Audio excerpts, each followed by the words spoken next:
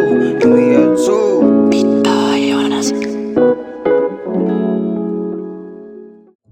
Hey y'all, welcome back to my channel. It's your girl Alante, and I'm back with another chapter of The Black Woman's Guide to Understanding the Black Man by Sister Shahrazad Ali. And let's not waste any more time, let's get into it.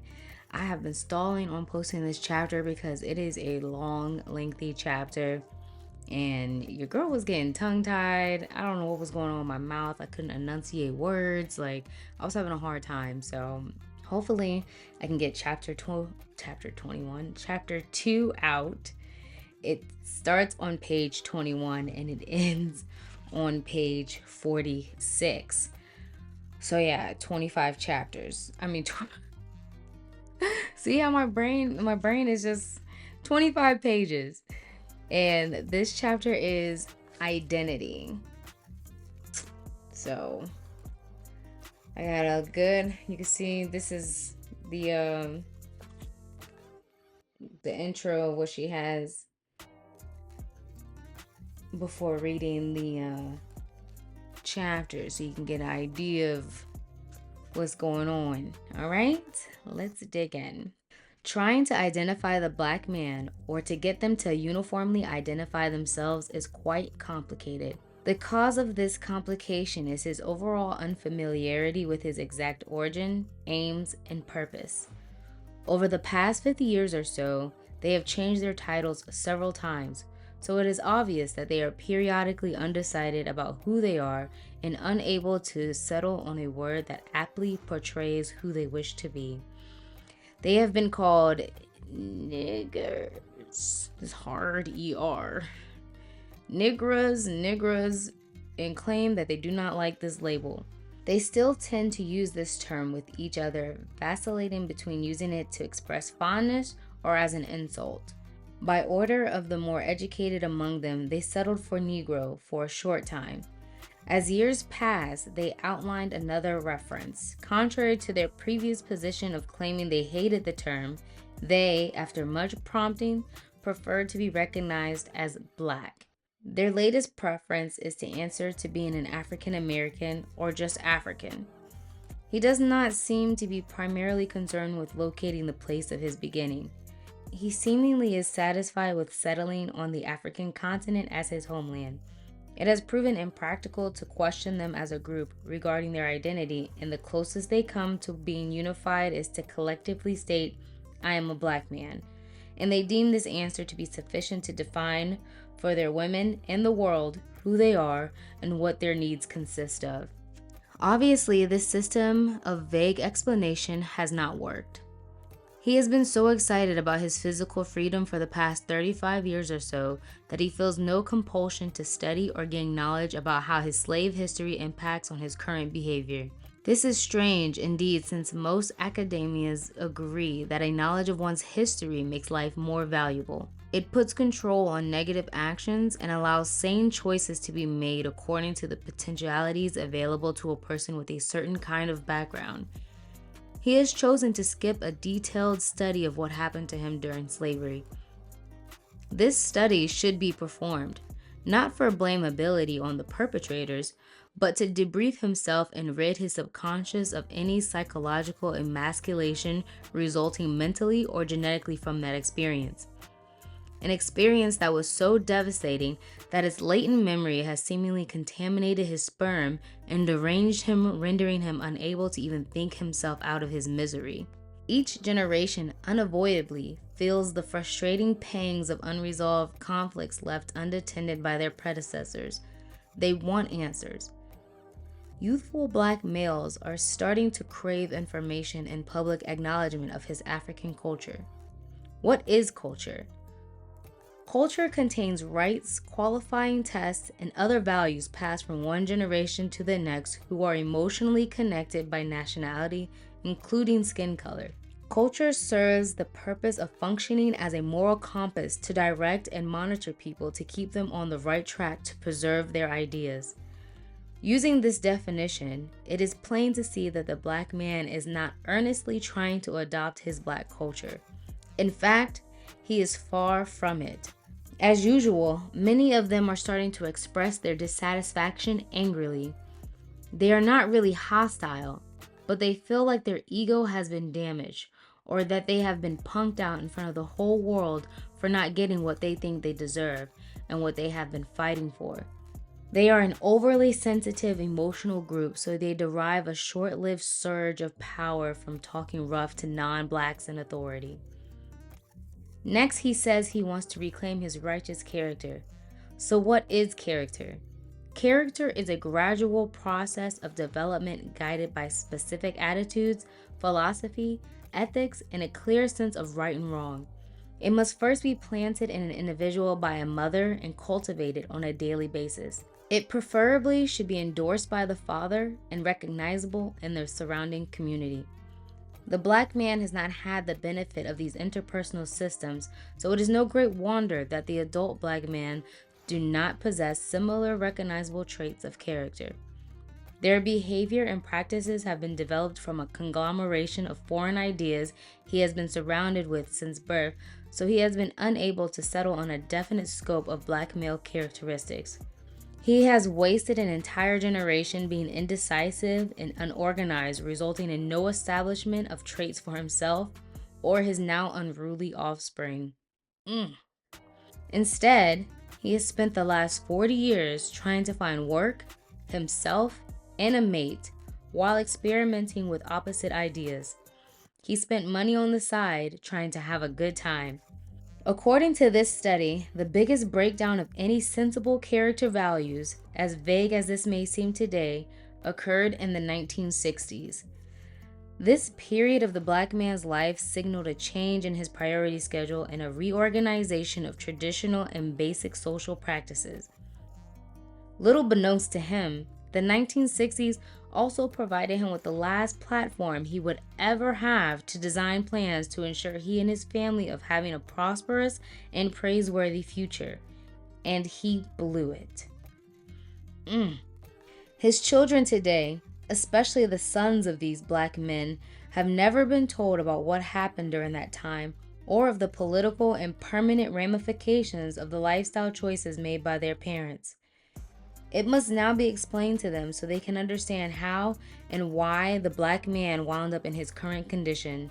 These same sons must start a tradition of holding each previous generation of black men accountable for their collective efforts towards progress and survival. They ought to examine any previous mistakes and focus on improving those areas.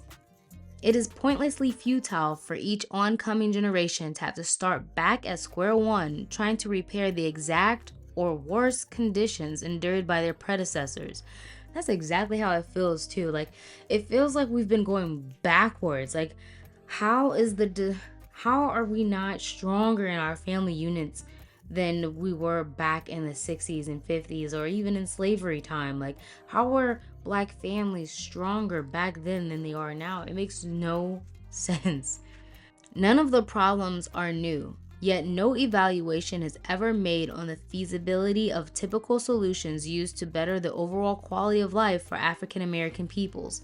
The reason this has never been done is due to the disunity among black men from coast to coast. This has kept them stuck in a stage of bickering about who, what, when, where, and how. They haven't addressed the commonality of obstacles that all blacks face daily. The early 1960s are chosen as a starting point of era for black men because it was during this era when all Americans, white and non-white, were embroiled in issues inspiring tremendous emotional upheavals in personalities and lifestyles. Whites were busy tussling with the police in the streets, rebelling against the Vietnam War. They had publicly discovered drugs and sex and were showcasing their artistic Flower Child campaign and organizing on campus to protest for peace. On another level, white women were gearing up for the women's liberation movement to struggle against unfair treatment in the workplace, in the home, and in their personal relationships. European values, formerly uncontested, were being replaced with new, sometimes outrageous, and often immoral behaviors, supposedly rooted in freeing up the inner self for the pursuit of individual satisfaction.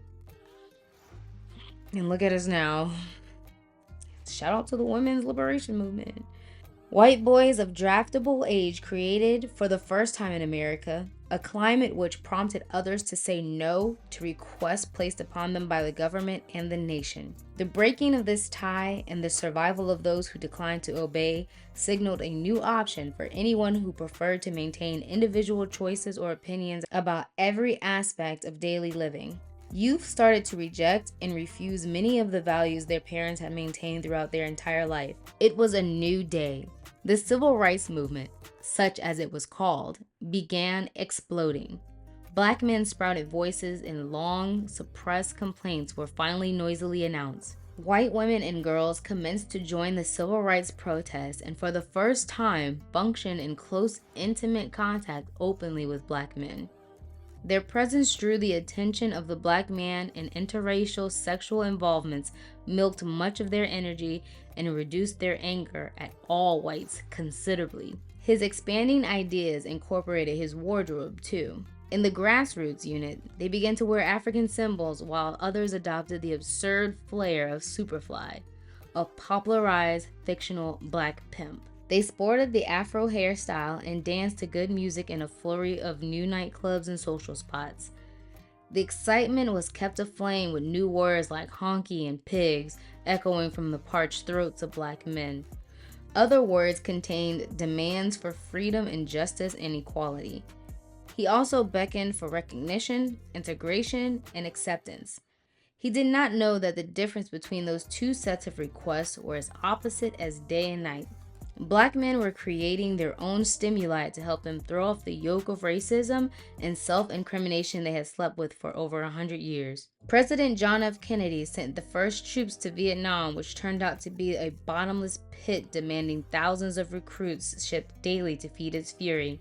The anti-war protests were staged mostly by college-age white males who didn't want to fight. Black men hungrily bit into new ideas and swallowed morsels and tidbits of principles and attitudes taken from several sources existing as new options. The uninterrupted ability to make these choices created in him a sort of cultural shock. He was emotionally set free, not psychologically, but emotionally. He was free to feel any kind of reaction about a variety of standards and responsibilities. Plus, he could act on his choices, and he could endorse or abstain on any situation he encountered. Many European establishments let him in, and it was likened to being turned loose in Disney World. The wonders of an integrated society never ceased. He dove in, and his women and children followed. He chose to carve himself out a new identity, one forged out of the new freedoms the white people were experimenting with, and one based on the expected benefits the civil rights leaders had promised would be forthcoming. From that moment, and at every juncture since, he established no national agendas or formats to involve the masses of blacks in united progress. He virtually regressed and reacted as his ancestors did during a big slavery breakout. The slaves scattered in all different directions to be absorbed in existing lifestyles and blend in with the scenery. So they all went in different directions to pursue disconnected, unrelated self-survival goals. No thoughts or plans were given to the future, and they were woozy with the hallucinations created by the slight improvements generated by the civil rights movement, and believed that many of their grievances were settled, in the process of being settled, or would fade away in due time. Based on this kind of faulty, pie-in-the-sky, promised land misinterpretation, the black man selected one of the following paths. 1. Went to college or trade school and pursued education. 2. Joined the civil rights industry. 3. Signed up for the military, went to Vietnam or traveled. 4. Accepted a position to work inside the system. 5. Became an outspoken political leader of the times. 6. Aligned himself with one of the popular ethnic organizations. 7. Became an artist, poet, actor, or entertainer. 8. Got high, dropped out completely, or turned to crime. 9. Developed a lifestyle firmly rooted in the imaginary benefits of social integration. 10. Built a life based on the rules, traditions, and values of European culture and became an ordinary Joe, an unconcerned Negroid. Negroid? She's about to break down all these choices. But I've always wondered like how we didn't end up like other communities that are doing well. Like when you look at the highest earning community in America or group of people, it's not white people. People always want to talk about racism, how the white man wants to get us all down. White people are like, I don't know how far down on the list they are, but I want to say they're like 5 or 6. They're not the top earners in this country. I want to say it's Indian Americans and then some other Asian Americans and something else before we get to white people. And it's incredible to me that they were also disenfranchised. They were also like behind the curve on a lot of things, and yet they are on top as the richest. And we've been here much longer than all those groups of people, and we still are at the bottom of the totem pole, and it makes no sense to me. Like, it literally makes no sense. The results of these choices are as follows. 1. Pursuit of education. Black men who choose educational pursuits or entrepreneurship have fared moderately well.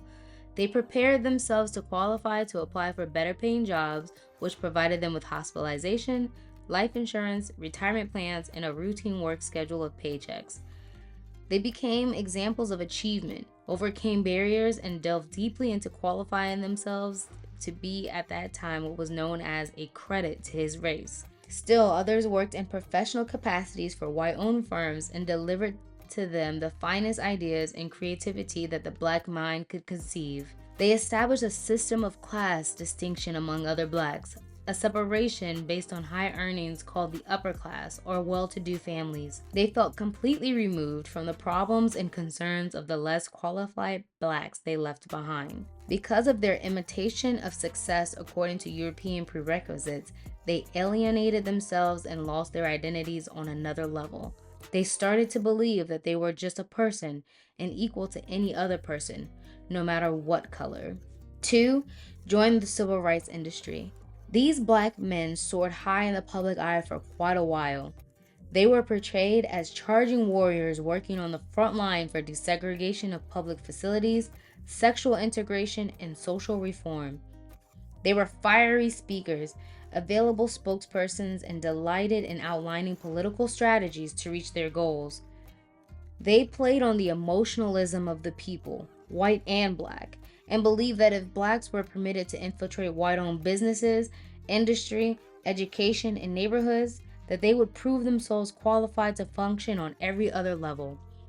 Whew, that sounds so familiar to a lot of people in the Democratic Party right now. They sought employment and personal involvement with whites and agreed that voting rights were the major key to blacks' future security in the USA. Today, black men who fostered these ideas as a platform to become a national leader are few in number.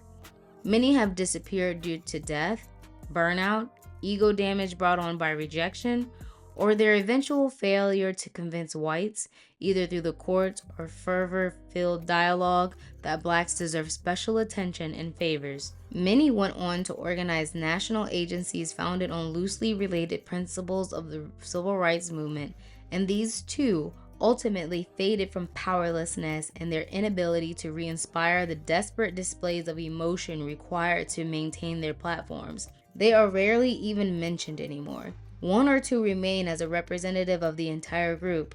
They, too, are disappointed.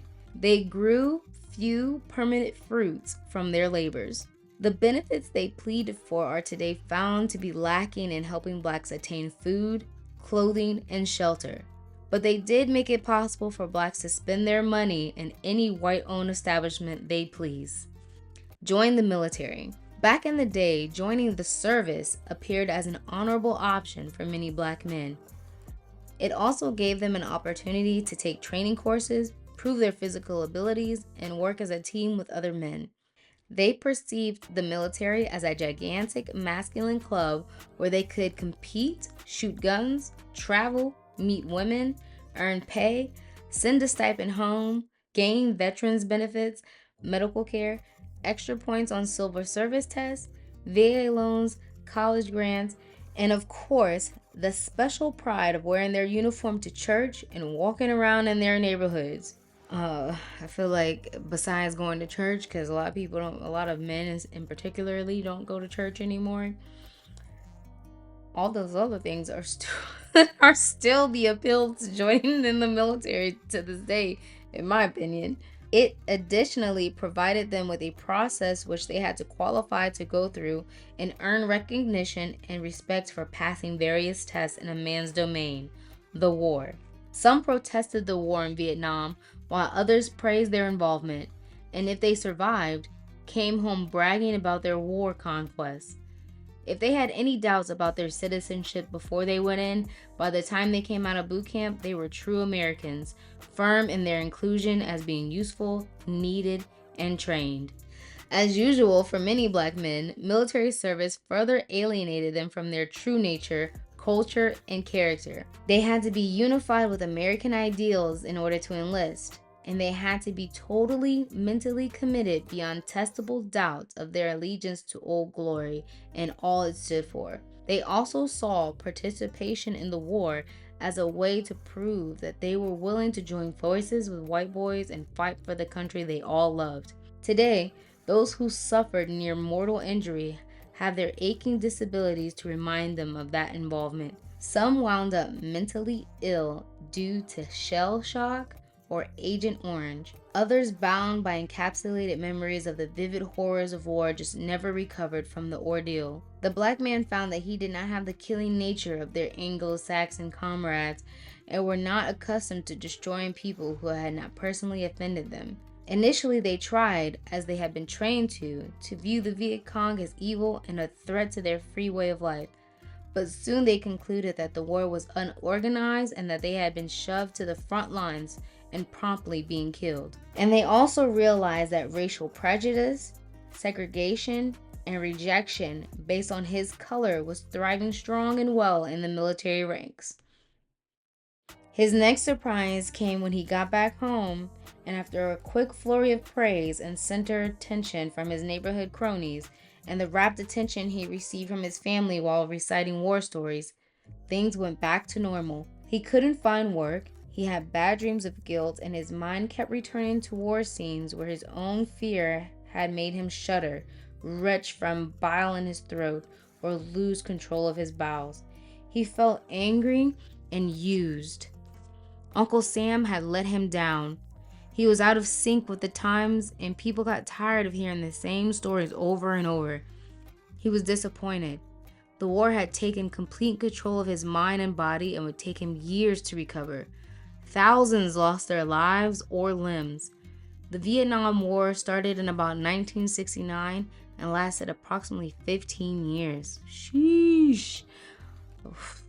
The government never wanted to admit it, but America lost that war. The negative public opinion about the war from America's citizens at home deprived the new veterans of any special help they might have received. And the silent majority just wanted to forget about the war and the soldiers who they had heard had killed innocent women and children. All mothers of draftable aged sons were furious with the government for killing their boys in a useless cause they didn't understand. 4 and 5. Acceptance of politically affiliated jobs in the system. Some black men took advantage of their new attention and became involved in the political systems existing in the halls of government. They believed that their political views would permit them to be instrumental in making and passing laws to help black people. They figured out how to qualify in local, state, and federal politics and invaded the White House. Politics gave them a place to vent their opinions, allowed them to be included in social affairs connected to their party, and gave them a stage to perform on. On local levels, black men were rumored to have been bought out of the grassroots or militant struggle by being offered a high-paying job or some other leadership position in one of the newly formed agencies designed for blacks under the Anti-Poverty Act. These institutions were actually feeble post-riot attempts to be reparations of a sort to make up to blacks for the many denials recently pointed out during the civil unrest. Having a steady paycheck proved to be a soothing balm to the wounds of racism and silenced a lot of loud mouths who canceled on complaining to spend their new money. Some of them worked in these anti-poverty programs for years, The names of the jobs often changed depending on the administration in office. These jobs were filled by the educated and the uneducated, conservatives, moderates, and liberals among black men. As the popularity of civil disobedience waned, the effectiveness of the black men leaders subsided, and they were unexpectedly collided with new federal or state administrators who canceled funding based on new studies they claimed proved that their jobs were a sham and hadn't really improved the quality of life of the people they were appointed to serve. Their clientele became ungrateful and demanding, and comfortably dependent on the free services they thought would last forever. Black men placed in charge of such programs had a wide variety of individual control over the operation of their sites. Many of them were not really qualified to be CEOs, and their lack of expertise shortly slumped them into boredom, and they began to view their jobs as just an easy way to rip off the system and earn some easy money. Others learned how to file for grants, understand line items, and received budgeted sums to implement their community ideas. They found out that the people were lazy, ungrateful, vindictive, and greedy, and the furthest thing from their minds was becoming free and independent if they had to give up their entitlements. There was much panic and scrambling for the last-minute morsels of government jobs. Some of these black men went on to City Hall, City Council, and mayorships, and congressional reps, and other political service-oriented jobs. The black man had become confident in his ability to negotiate with whites. Today, the storm clouds crouching on the horizon threatens the removal or disqualification of black men candidates from all high-ranking posts. This book was published in 1992. It is unspokenly assumed by the power structure that they, black men, had their chance, their clear-cut opportunity, including special recognition and fame, and yet they did not lighten the welfare rolls, nor teach their constituents self-sufficiency, a better attitude, or respect for government. Instead, they had become hooked on a cycle of dependency crisscrossing 2 and 3 generations, sometimes in the same household. They had no guaranteed loyalty to any particular party or candidate and were insatiable for free services and benefits. She's reading the black community for filth, and it's so true. Black men know by now that the government is incapable of regulating laws to solve social problems such as racism. This is a hard reality. I could not have said that better. When people talk about racism and then they try to compare it to the government, it's like racism is going to exist. Racism is always going to exist. Like, you can't eradicate racism. It's just a part of the human experience. It's just so... The same people that talk about how racist the government is, there's so many people that talk about it, but they don't want to give up any type of government benefits they receive. No type of government stipends. They want more government stipends. They want more government handouts. But from something that's so racist, like, which one is it? I'm confused. They have not been able to love or legislate racism away. They had come from the pulpits and the schools, but they are denouncing their involvement and retiring to the private sector to have some peace. 6. Joined ethnic organizations. These black men who were decidedly too militant in their thinking to join what they viewed as weak, jelly roll, Uncle Tom factions such as the NAACP or SCLC, who were quite moderate by comparison. Those black men sought out groups with strong masculine influence which contained activities allowing them to vent their frustrations by addressing their grievances in positive action. A few signed up with the Black Panther Party. The Panthers were indicative of the growing impatience of the black man. The Black Panthers made military training and vigorous guerrilla warfare the main thrust of their organization. This included weaponry, self-defense, drilling, surveillance, and protective services for their communities. They developed a 10-point program outlining their demands called the Black Panther Manifesto. They claimed their members were level-headed and almost drug-free, and they tested the right of citizens to bear arms by marching around openly with high-powered rifles slung over their shoulders. The Panthers fell into budget problems and were trapped into accepting some of the free-flowing anti-poverty money being poured into African American communities across the country. Their clumsy military notions and faulty logistics landed them in many confrontations with the law, whom they called pigs. After many internal clashes, outside conspiracies, and bloodshed from brutal police attacks, they disbanded. Prior to their end, they decided to integrate their ranks to include white radical liberationists and change their policy from anti-racism to a class struggle, the poor against the rich.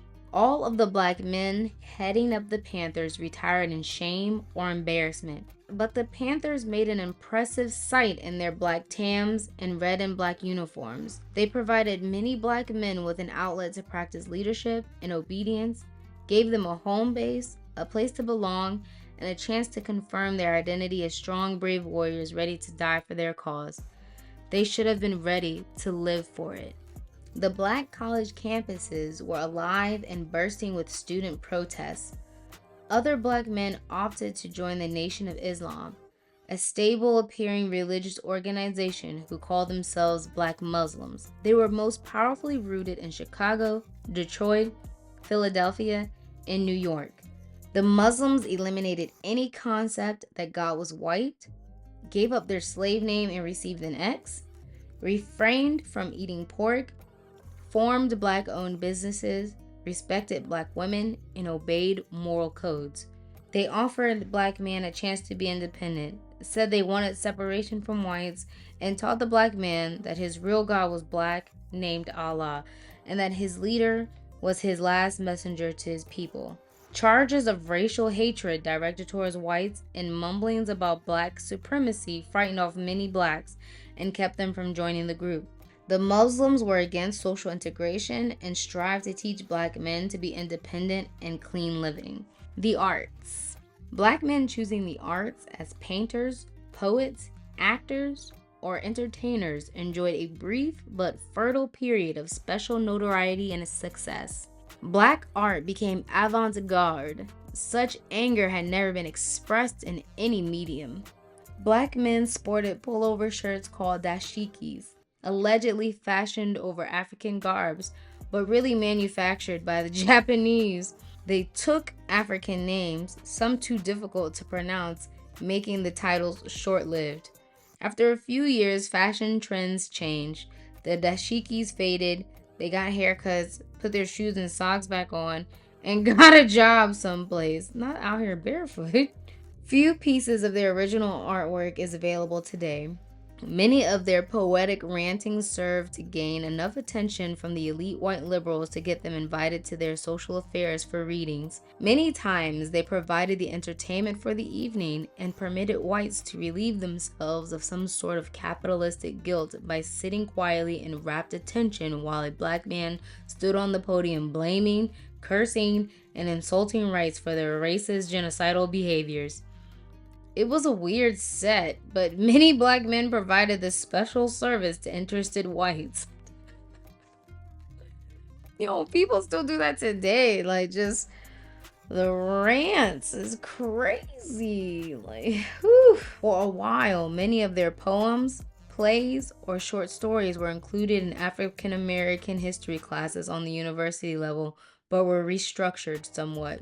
Black men who selected the entertainment industry got an opportunity to act on television in a few minor roles and briefly starred in many new wave black-themed movies, mostly about thugs, drugs, prostitution, pimps, illegal activities, outlandish monsters, kung fu, or sweet daddy roles. Black women were the first allowed to penetrate television.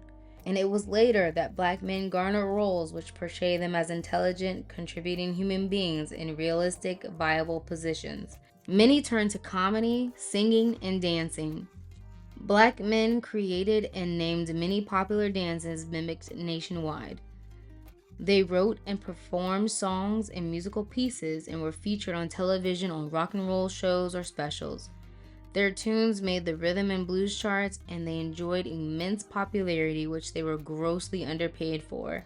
But they were spectacular when on stage and screen. There emerged a few major black-owned record companies who tried to control their section in the industry, black music. They worked hard, but it was white board members of the music industry who decided who would be promoted, have their records distributed, or played on the radio. Whites were in charge of exposure, also known as marketing. Nevertheless, black men sung about love, finding love, lost love, mighty love, wrong love, hot love, needed love, sunshine, bushes, and birds. Anything they could rhyme and set to music. They appealed to their love-lorn listeners and melodized every aspect of heartbreak.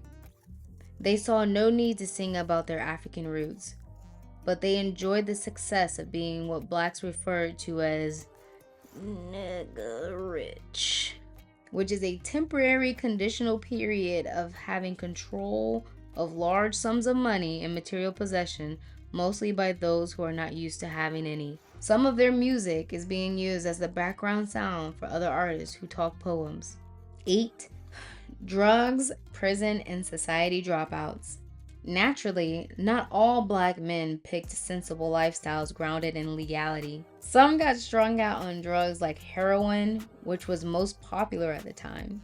A few dabbled in LSD, speed, or smoked pot.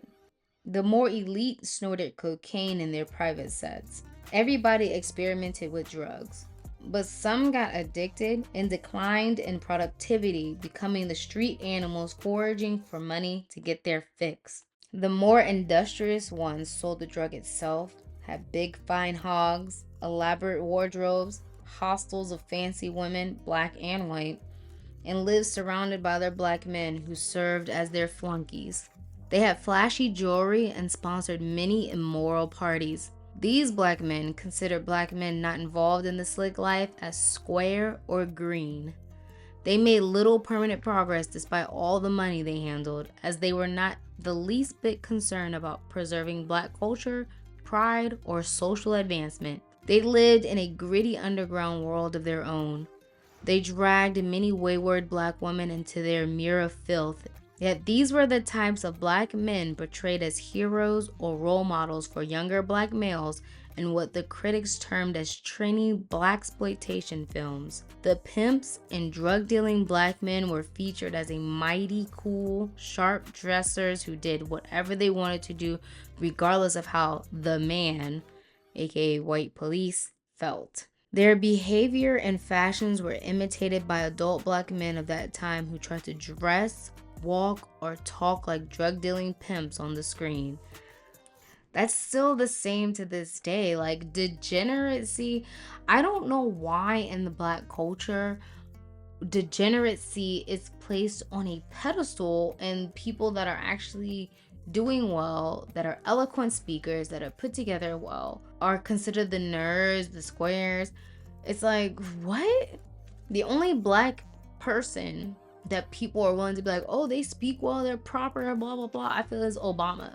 Everything else in our culture is like, yeah, let's be degenerate, let's be hood, let's be ghetto, let's be naked, let's be drug dealers. Like, what? I just feel like we're the only culture of people that celebrate or highlight the degeneracy in our culture. Still others try to get away with committing various crimes like robbery, shoplifting, thuggery, shooting, or murdering people, 99% of whom were black. Many got caught and were awarded stiff prison sentences for their errors in crime. They received jail sentences far outweighing the nature of their crimes, but their tentative guilt and absence of strong legal counsel landed them in prison for many years, many to never be heard from again. Black men studied religion in prison and chose the Black Muslim doctrine because of their disappointment of the white-controlled judicial system. Their absence from the community in great and large numbers prevented them from being contributing supportive workers, husbands, and fathers. Their vast numbers in jail implied that they were violent lawbreakers and made others suspicious of a whole lot of them. Some were shot, killed, or unmercifully beaten by the police when caught doing wrong. There was not much interest in black men in prison, and many blacks felt that they got what they deserved for breaking the law. Black men police seemed extremely hard on black perpetrators to prove to their white co-officers their dedication to law and order, no matter what color. Whew, this is so heavy. 9 and 10 developed a lifestyle rooted in social and sexual integration. These black men involved themselves with seeking ways to integrate socially and be the first Negro to accomplish certain goals. They decided that it doesn't matter what color a person is, and all they wanted was a chance to prove themselves and to be left alone to do their own thing. They got a job, got married, reared a family, went to church, enjoyed an occasional night out, went on vacation, voted, and did the best they could to be unnoticed and fit in with society as best they could. Or so they thought. They kept a ready smile for whites, even if they hated them in their private circle of friends. They did their best to please their bosses and taught their children not to be prejudiced. They might support the NAACP and believed in much of Martin Luther King's program. They celebrated all holidays and were not concerned with preserving black culture other than attending family reunions. They coined the saying, "The good Lord made us all."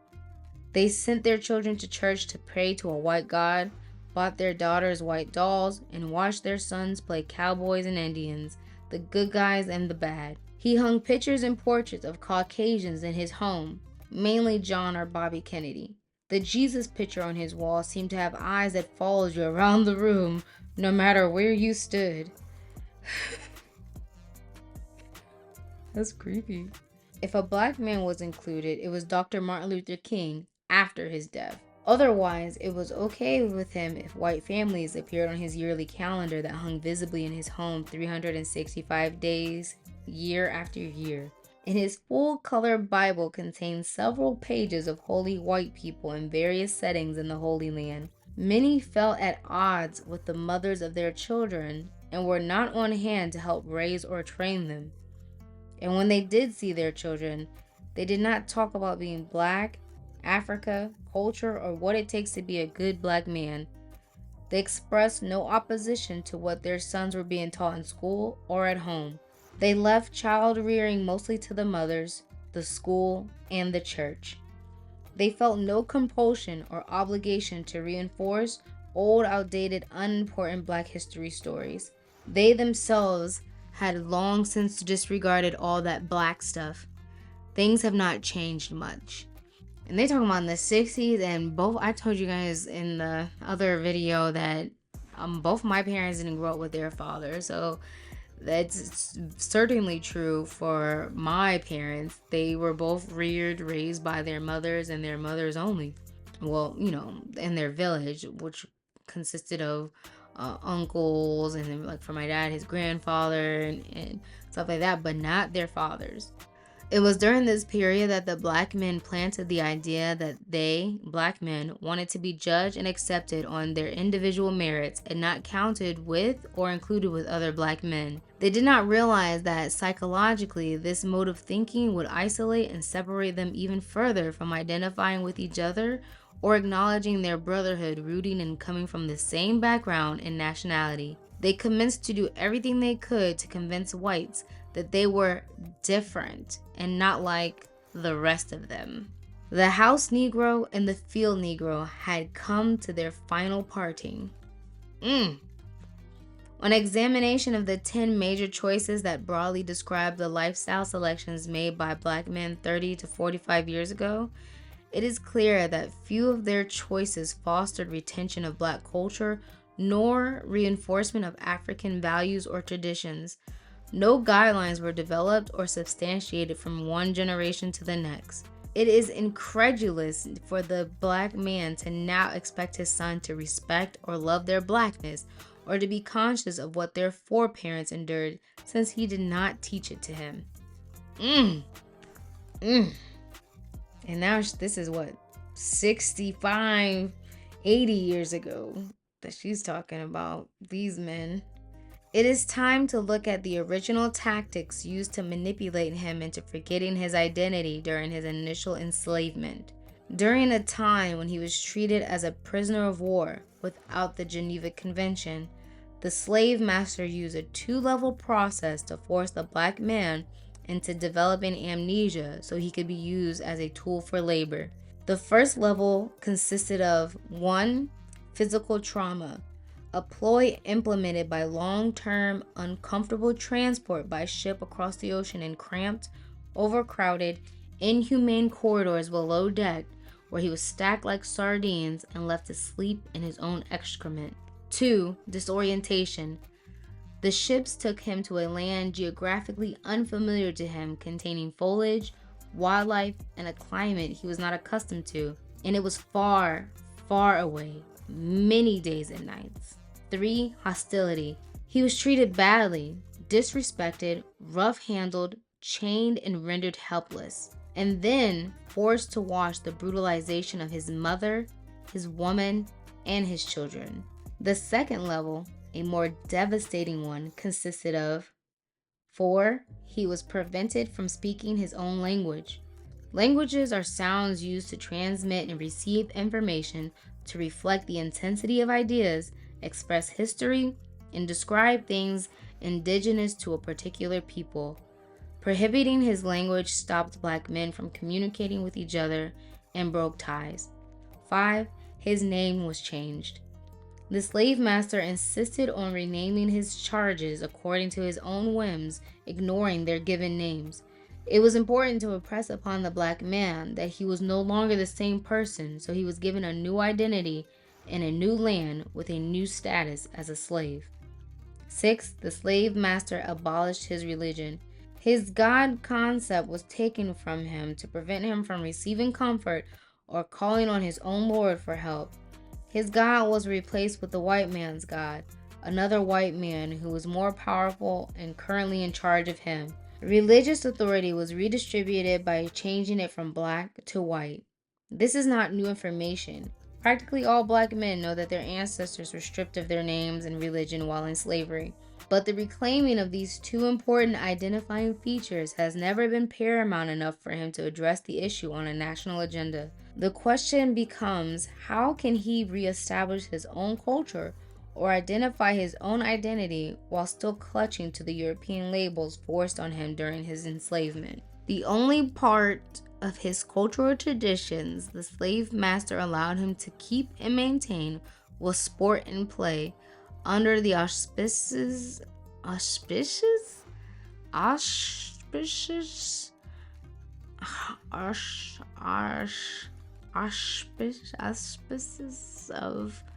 I'm skipping that word. 1. Singing and dancing. 2. Games and sport competitions.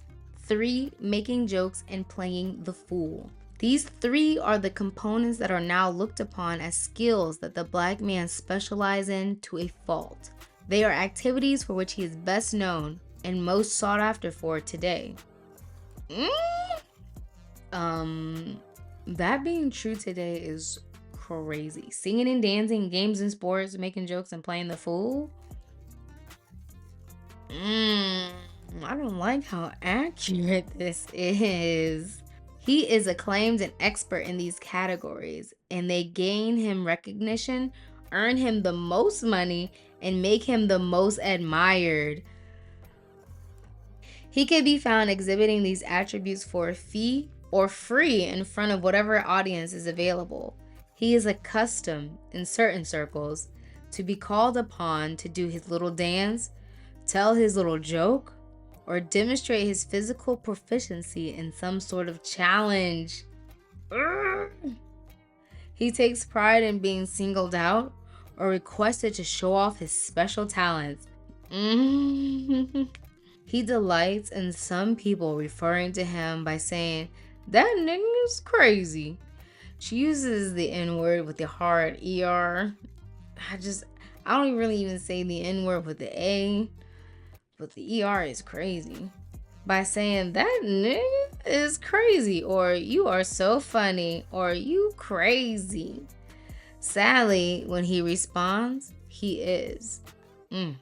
He thinks that it is all in fun, but the biggest joke is on him because it keeps other adults from taking him seriously.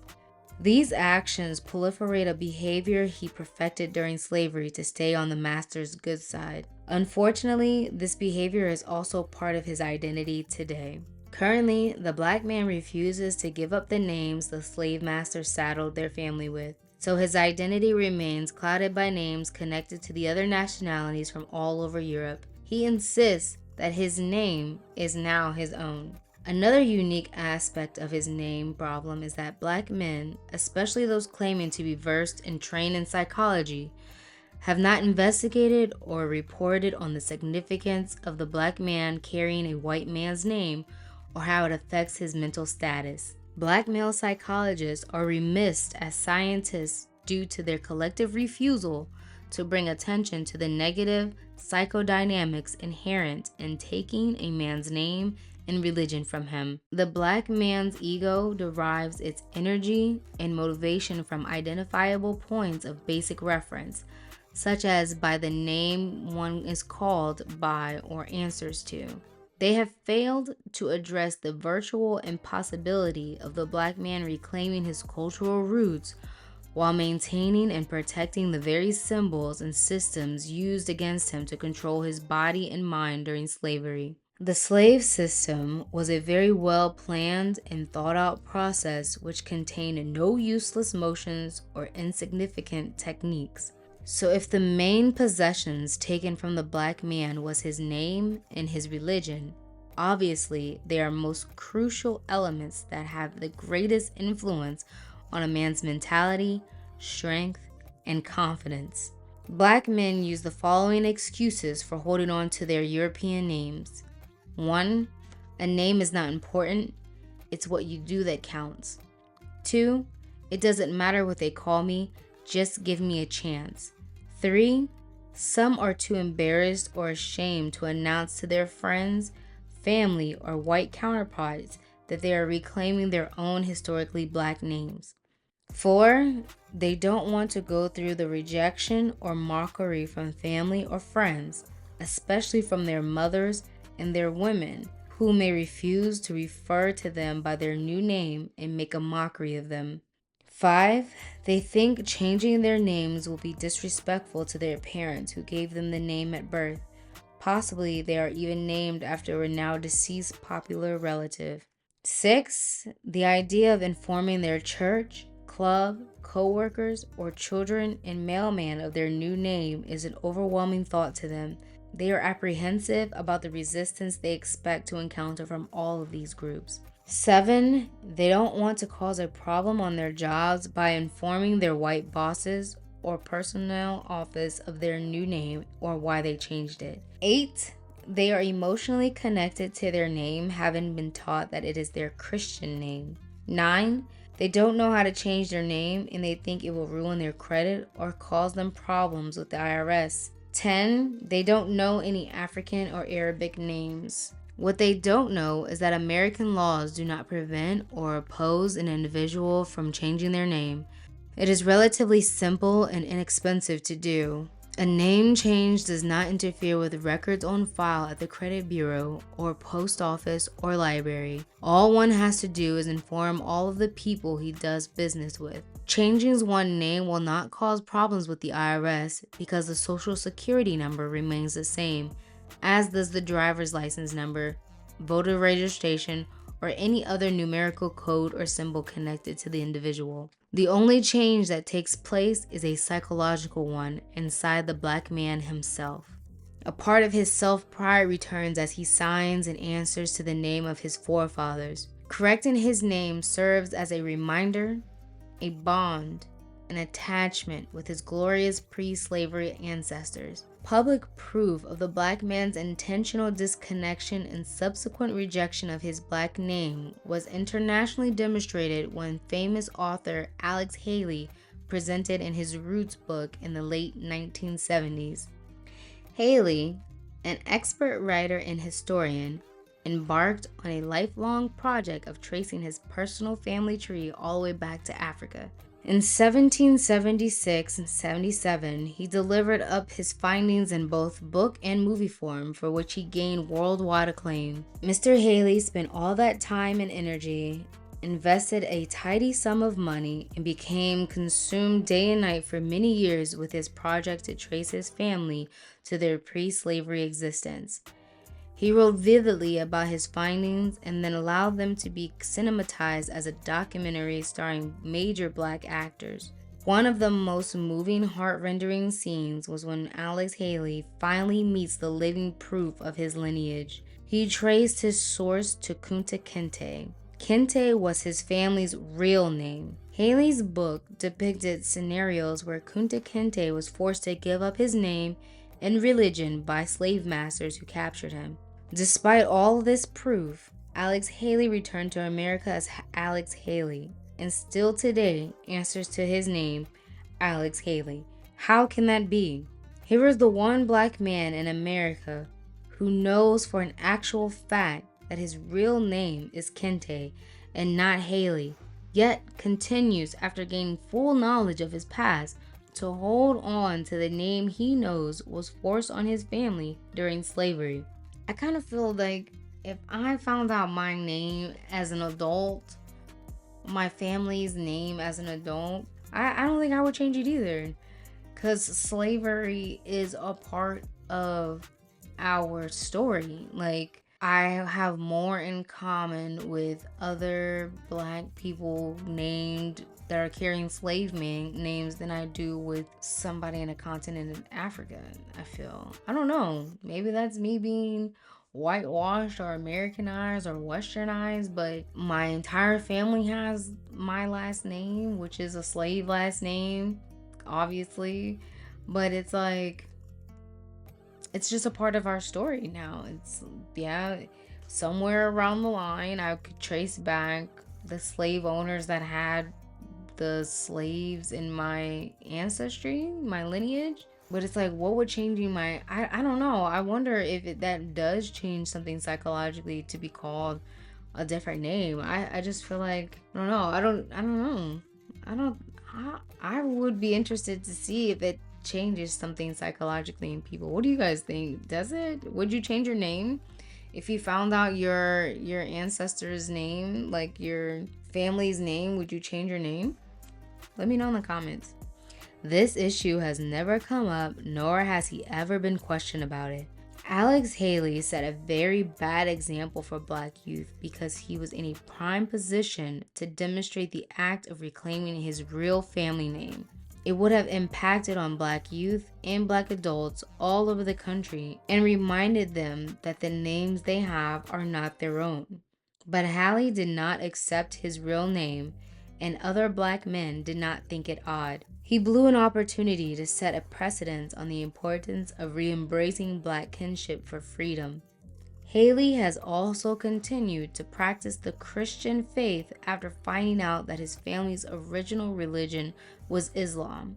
By doing all this, he is a perfect example of how the black man, even on discovery with absolute proof of his real identity, refuses to reclaim his own.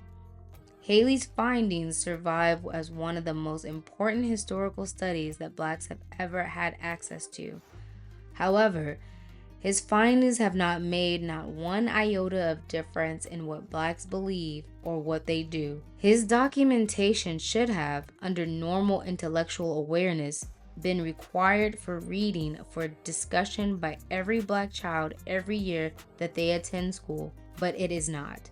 And Roots has all but been forgotten, and the beat goes on. The black man has incessantly failed at establishing a sensible, dignified, respectable identity for himself because he has been trying to do this without taking into account his special history of coming to America and the fact that he was not a voluntary immigrant. He will routinely fail to recognize his black culture as long as he keeps trying to mix slavery and freedom to establish his identity, or come up with a workable plan out of those two opposing forces. Without taking back their names and their religion, they will never reconnect with the past. Any other plan will continue to be a waste of time and end in failure as usual. He must restore his own image in his brain. Now that I agree with. I think the black man needs to restore his image. I think they need to come together and realize we're all in this together. Like nobody's coming to help us, not the government, not anybody. It's black people that need to help black people. Nobody cares about our community more than ourselves, right? But it's like, do I have to, like, this might sound lazy, right? But I was working on my family tree and it's a lot of work. Trying to go back generations when black people, I don't know what it is in our community, but black people's great grandparents, they didn't pass on information. At least not in my family. Like past my great grandmother is so difficult to nail down. It's so difficult. So it's like you talking about tracing something all the way back to the continent. It just sounds like a lot of work.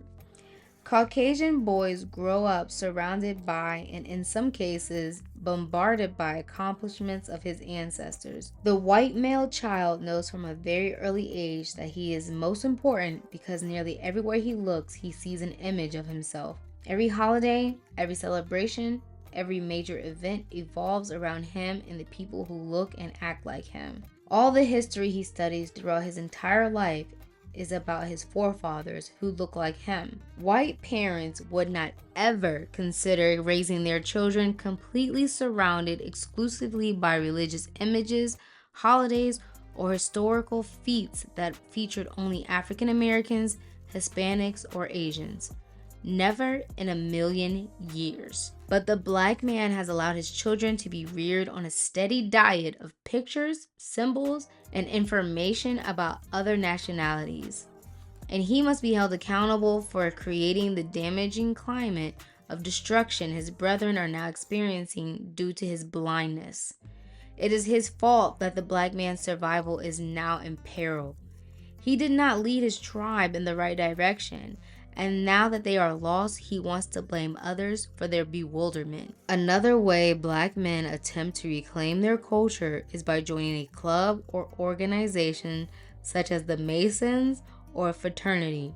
These are the most popular units which black men think provides them with a special identity linked to their black past. The Masonic orders have a very involved set of secret signs, symbols, and practices allegedly known only to the brothers in the club. These days, there are no such secrets. However, the internal workings and rituals are so complicated that they will not be fully divulged here. Loosely, the Masons, Elks, or Shriners are actually social type agencies which host many elite affairs and generally raise money to donate to service agencies or selected charities. They do good work and have a good time doing it. They have intense rituals for admission, hands and finger signs that supposedly help them negotiate in court or when stranded on the highway in distress. Their premise has something to do with biblical characters like Haram Abif, trying to get somebody up and out of the grave whose body is already decomposed. They reportedly earned certain degrees of knowledge by submitting themselves to few internally devised ceremonies wherein they receive bits and pieces of information at each step. They pay hefty dues, are respected for their unity, and meet periodically in groups consisting of black males only. This is a good aspect of their membership because it places black men routinely alone together to talk amongst themselves.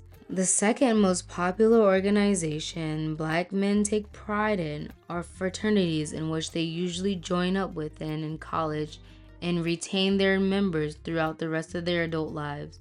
Fraternity means brotherhood, they say, and black men who belong to a fraternity are considered prime stock. Fraternities represent another attempt by black men to formulate him an identity achieved by going through certain rites and rituals designed to gain him acceptance into the brotherhood of men. They call their groups, for example, Alpha Phi Alpha, Kappa Alpha Psi, Psi Beta Sigma, or Omega Psi Phi. Fraternities have very lofty and honorable goals for their slogans.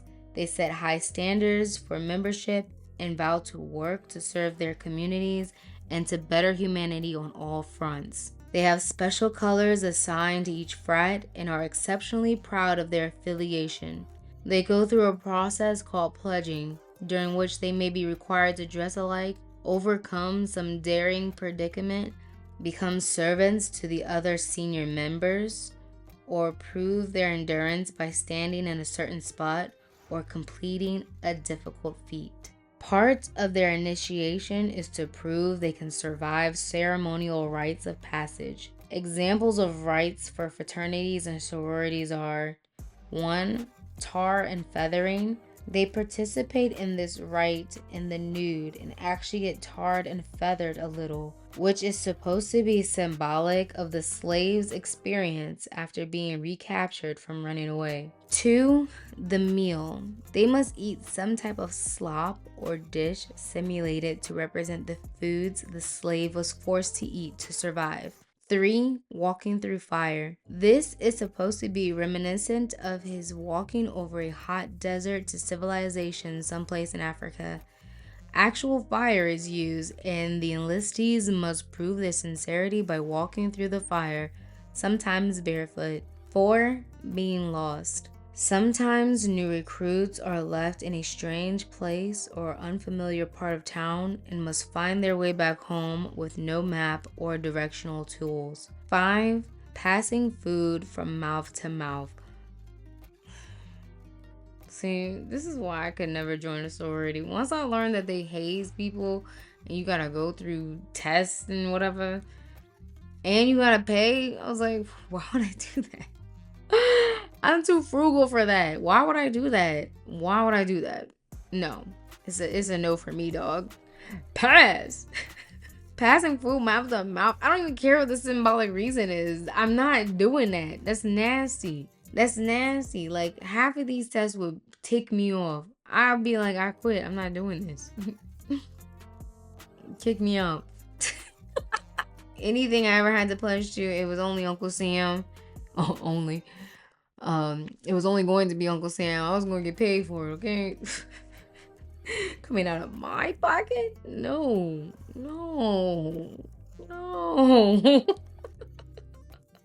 I'm sorry. It's not funny. Okay. 5. Passing food from mouth to mouth. This symbology is related to the slave's need to share some of the same food, often off the same plate. Okay, that makes sense. Off the same plate, mouth to mouth, that don't sound like... It may be typified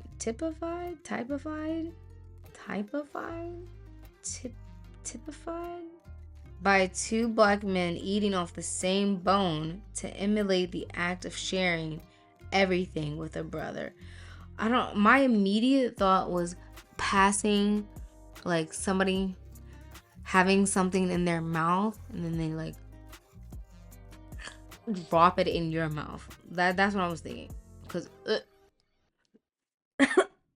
just the thought alone, oh my gosh, kick me out.